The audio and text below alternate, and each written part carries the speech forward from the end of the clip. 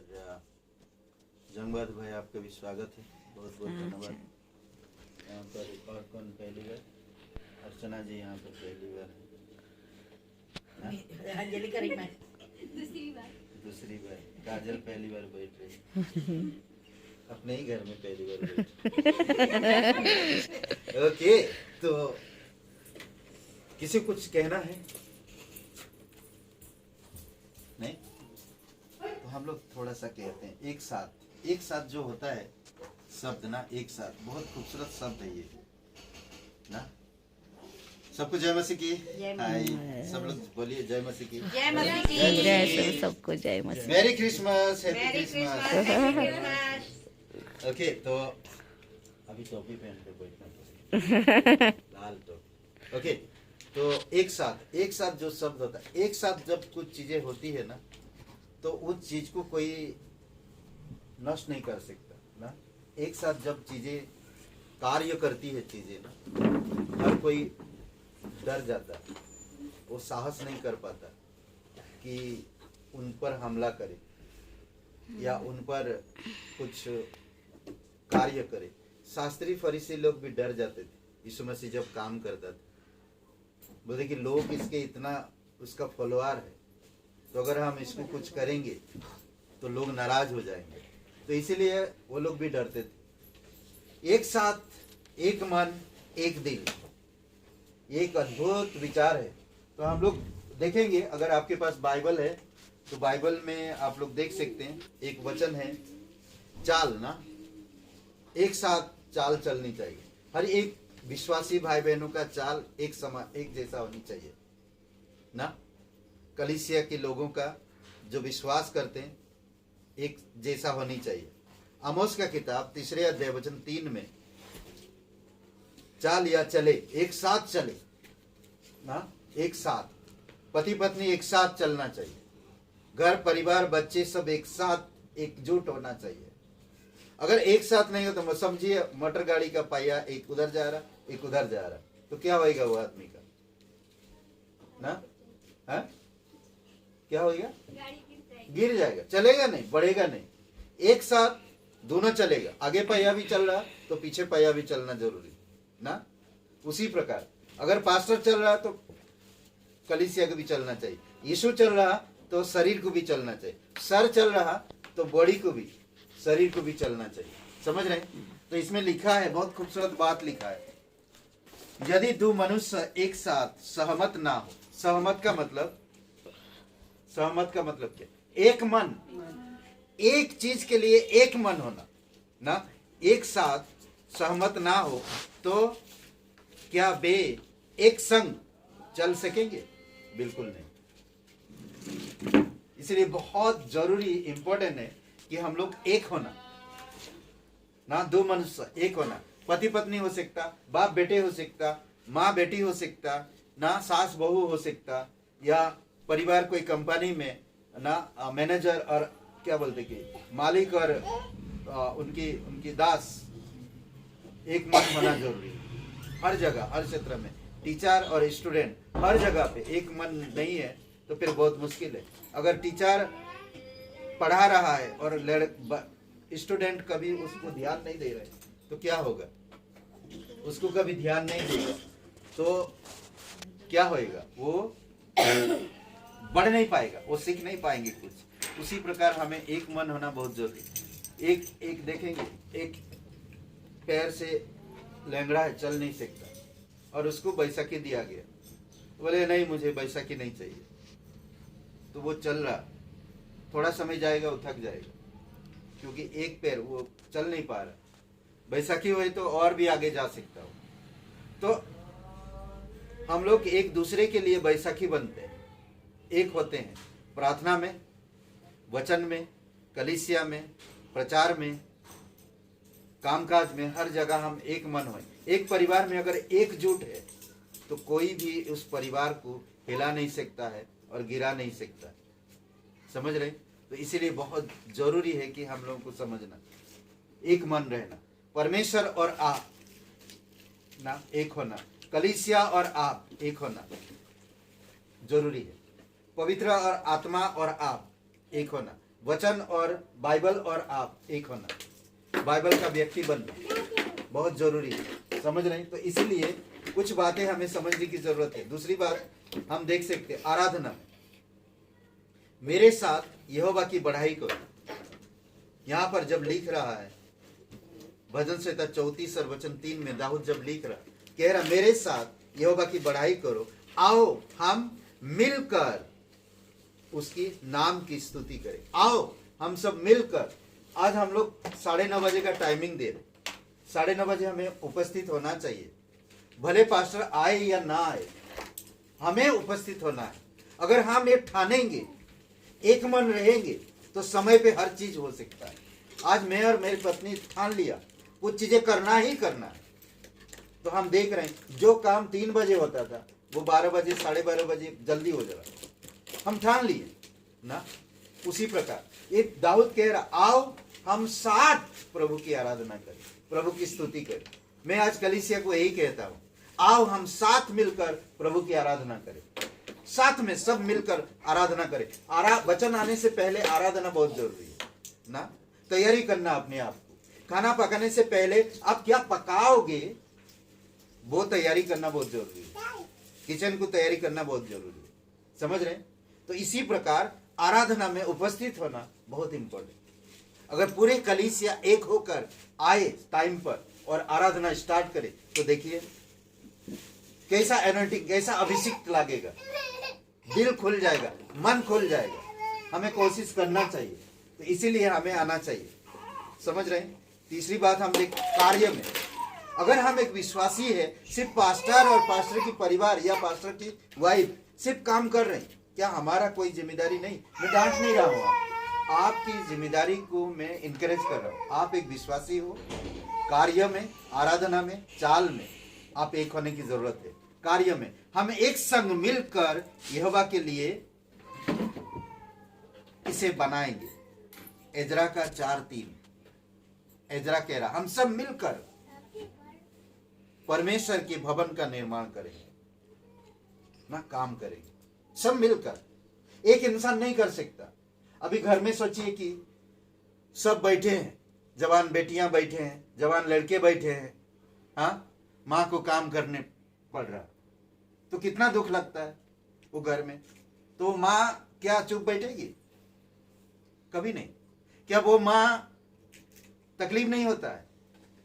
वो माँ चिल्लाएगी और कहेगी, देखो जवान बैठो, ये करो। सब एक होकर जब करते हैं तो क्या होता? आसान होता, आसान हो जाता है, सब चीज आसान हो जाता है और जल्दी हो जाता है, समझ रहे। अगर एक इंसान कर रहा है तो टाइम लगता है, और वो कुड़कुड़ा के करेगा ही, इनका इतना देखभाल करो, वही सब करो, वो चीजें करो, नहीं करते तो वो तकलीफ होता है उन्हें।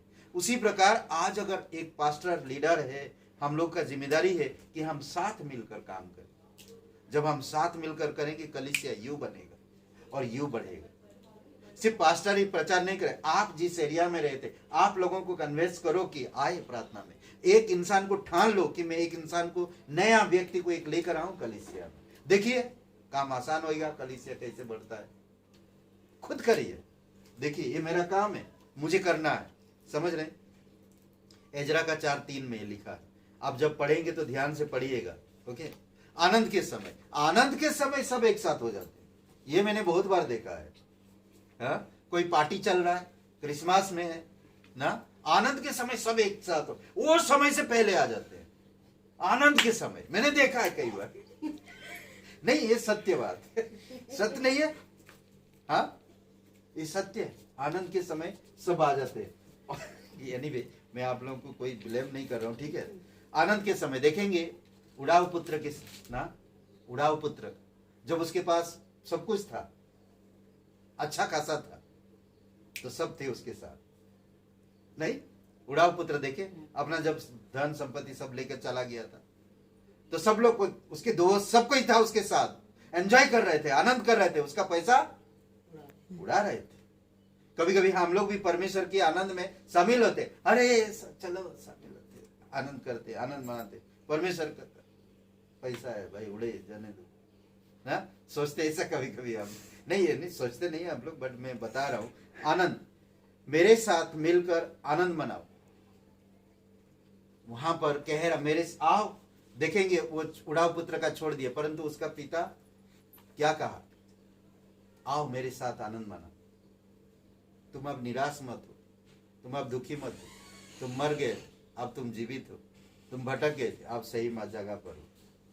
और पिता हमें यही कहता, हमें आनंद मनाना चाहिए परमेश्वर के साथ, परमेश्वर के लोगों के साथ। हमें सिर्फ आनंद के समय या पार्टी के समय उपस्थित नहीं होना, बल्कि परमेश्वर के साथ हमेशा होना चाहिए। समझ रहे हैं? और एक प्रयास, हर एक इंसान प्रयास करते रहना चाहिए, मेरा कलीसिया बेस्ट हो, वचन में, प्रार्थना में, संगति में, शिक्षा में और प्रचार में बेस्ट हो मेरा कलीसिया। मैं बेस्ट बनूंगा तो मेरा कलीसिया बेस्ट। प्रयास करते रहो ना।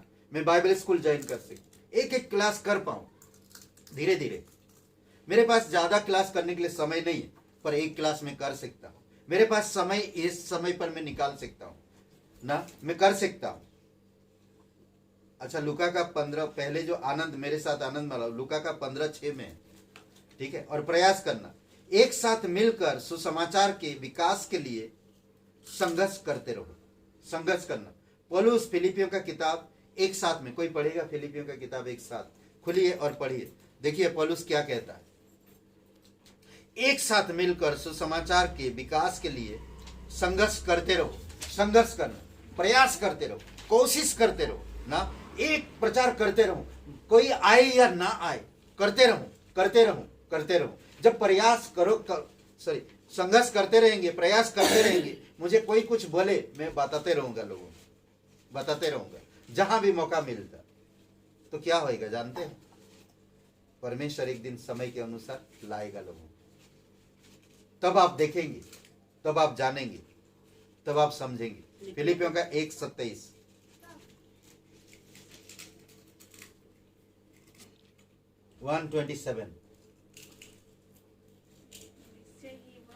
ना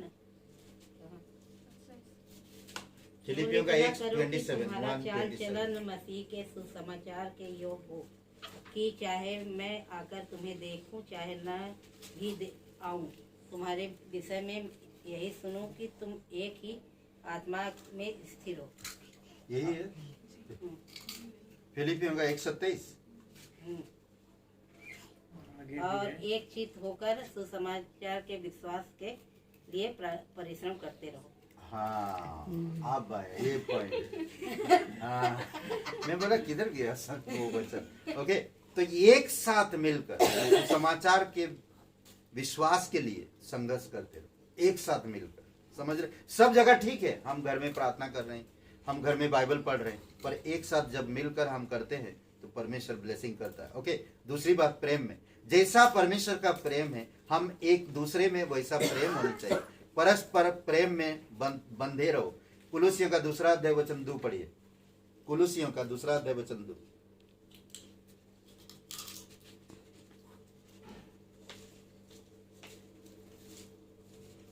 पढ़िए।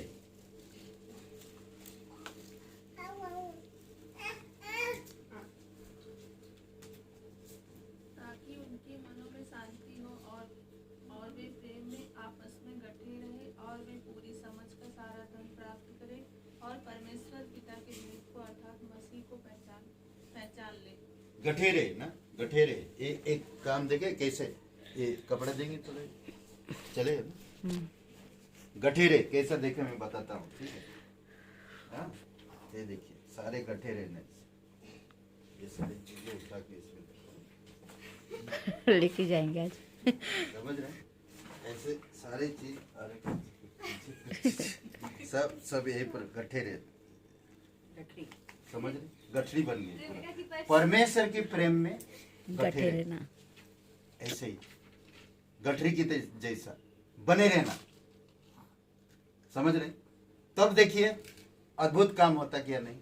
परमेश्वर के प्रेम में कोई इधर चल रहा, कोई उधर चल रहा, कोई अपने दिमाग से चल रहा, कोई अपनी मर्जी से चल रहा, कोई अपनी तरीके से चल रहा, तो क्या होता? परमेश्वर का प्रेम उसमें दिखेगा नहीं, वो गटकर नहीं है। दूसरे एक शब्द बोल देना कि एक हुप की तरह ना, एक हुप की तरह पकड़ लगता है परमेश्वर का प्रेम। ऐसा पकड़ रखता, भूप की तरह ऐसा खींच के रखता एक दूसरे की ना। तो उसी तरह हमें करने की जरूरत है, रहने की जरूरत है। प्रेम में एक मिलकर ना, परस्पर प्रेम में बंध कर गठ कर रहो ना, परस्पर। और आखिरी में हम देखते हैं एक उदाहरण। अगर हमारा जीवन एक उदाहरण नहीं है, हम किसका अनुकरण कर रहे हैं, किसके पीछे चल रहे हैं? पौलुस फिलिपियों की किताब को कहता, फिलिपियों के लोगों को कहता, फिलिपियों के कलीसिया को कहता है, फिलिपियों का 3:17 पढ़िए,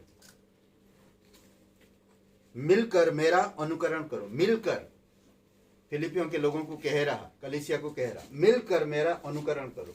पढ़िए 3:17। हे भाइयों, तुम सब मिलकर मेरी सी चाल चलो और उन्हें पहचान रखो जो इस रीति पर चलते हैं जिसका उदाहरण तुम हम में पाते हो। ओके, क्या कह रहा? जो उदाहरण तुम हम में पाते हो, तुम मिलकर मेरा अनुकरण करो, क्योंकि हम प्रभु के अनुकरण करते हैं। और एक वचन में भी कहता, आई थिंक 1 कुरिन्थियों का 11 अध्याय वचन 1 में, एनीवे वो खोलने की जरूरत नहीं, ठीक है। तो ये अनुकरण करना, मिलकर एक उदाहरण बनो आप। किसका आप अनुकरण कर रहे? मैं जानता हूं मेरे पास्टर को, मैं उनका अनुकरण करता हूं, मैं उनका आदर करता हूं। भले वो गलती भी करते हैं, पर वो परमेश्वर उनको देखेगा, मैं नहीं। समझ रहे? कई बार हो सकता, हम इंसान हैं, पास्टर भी गलती कर सकते हैं, ऐसा नहीं, पर अगर हम प्रेम में हैं तो वो संभाल सकते। होता क्या है, अच्छे चीज में गट कर नहीं काम करते, बुरे चीज में गट कर काम करते। ये नहीं होनी चाहिए। उदाहरण बनते बुरे चीज में, अच्छे चीज में हमें बननी चाहिए। अच्छे अनुकरण करो। पास्टर का एक बुराई दिखाई दिया मुझे, पास्टर की 1000 अच्छे चीजें नहीं दिखाई दिया, वो होनी चाहिए, वो दिखना चाहिए। किसी भी इंसान के साथ आप ऐसे उदाहरण मत बनो, उनकी बुराई को मत देखो, उनकी अच्छाई में बढ़ो, उनकी अच्छाई को देखो। अभी सोचिए, एक घर में एक शराबी आदमी है, मेन आदमी, मुख्य आदमी शराबी है। अब क्या कहते हैं, वो घर की बच्चे छोड़ के चले जाएंगे? कोई जाता है? वो बुरा है, वो शराब पीता है, वो रोज चिल्लाता है, वो रोज बीवी को मारता है, तो क्या घर पे छोड़ के चले जाते हैं वो लोग? नहीं। कई बार हम लोग परमेश्वर की अनुकरण सही तरह से नहीं करते, परमेश्वर के प्रेम में, परमेश्वर की आराधना में एक मन नहीं रखते, एकजुट नहीं होते, एक साथ कार्य नहीं करते, एक साथ आनंद नहीं मनाते, तो फिर होता क्या? इसी कारण से हम साइट ले लेते, इसी कारण हम उसी जगह में ही सीमा में रहते, उसी सीमा में, उसी बाउंड्री में रहते, आगे नहीं जाते।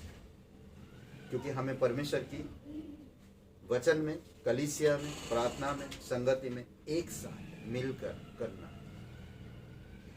आमीन।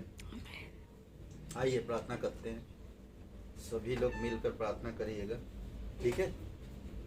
हाँ, क्या हो